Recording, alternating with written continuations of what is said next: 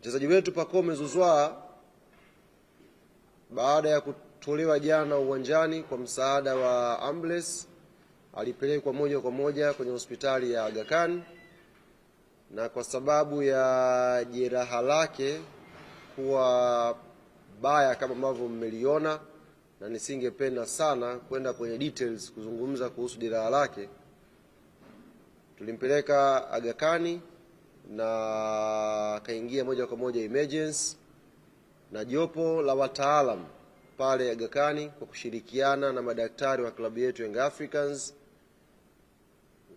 wakakubaliana baada ya kushauriana kwamba jeraha lile halitakiwi kucheleweshwa kupatiwa matibabu.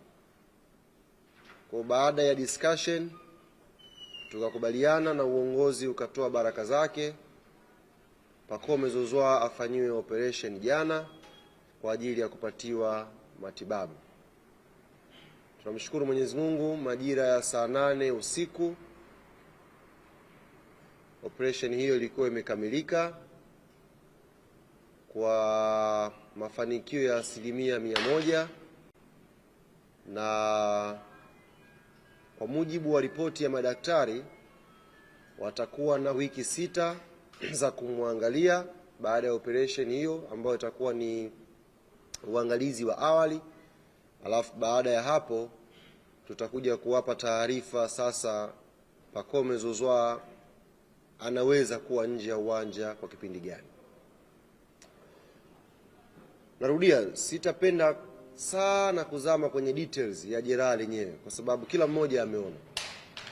Na jana najua wanayanga wengi jana tulikuwa na hizo mixed feelings.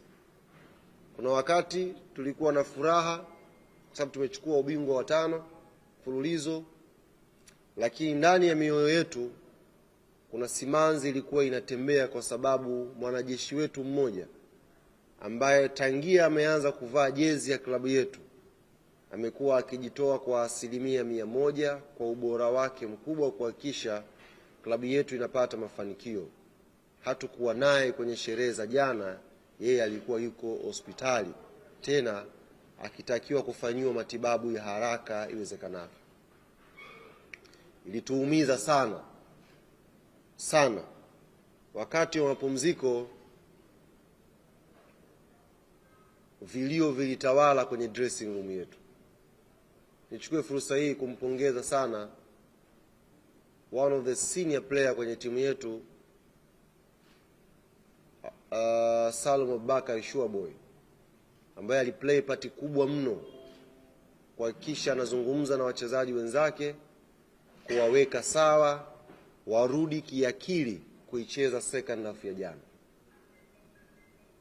Experience yake ilitusaidia kwenye dressing room, lakini hali haikuwa nzuri. Simanzi ilitawala kwa sababu ni jeraha kubwa kutokea kwa mchezaji, na nafikiri kwenye ligi yetu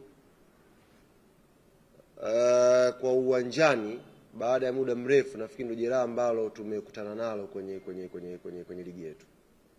Jeraha ambalo unasema kwa ukubwa ambao limetokea kwa Pacome ndio tumeliona na wachezaji wamelishuhudia. Kwa hiyo hali haikuwa nzuri vyumbani, lakini alhamdulillah Shuaboy aliplay part kubwa kuhakikisha anatuliza ile hali kwenye dressing room na watu wanarudi kupambana kipindi cha pili tuweze kupata ubingwa wetu.